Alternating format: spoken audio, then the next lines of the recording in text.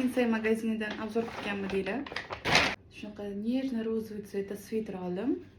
Narxi shok. 70 ming. Uzun, keng turadigan kulosh shim oldim. Tak, narxi 95.900. Sera розовый цветda hoodie oldim o'zimga. Mana. Oversize, kattagina turadi, keng. Tak, narxi 125.900.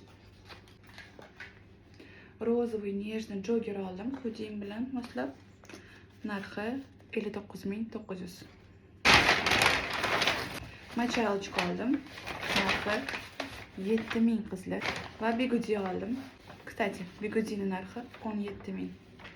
Shu olgan hamma narsalarimning narxi 397 ming, почти 400 ming bo'ldi. Nima deb o'ylaysizlar? Olgan narsalarim 400 mingga arziydimi yoki yo'q? Fikringlarni kommentariyada kutib qolaman.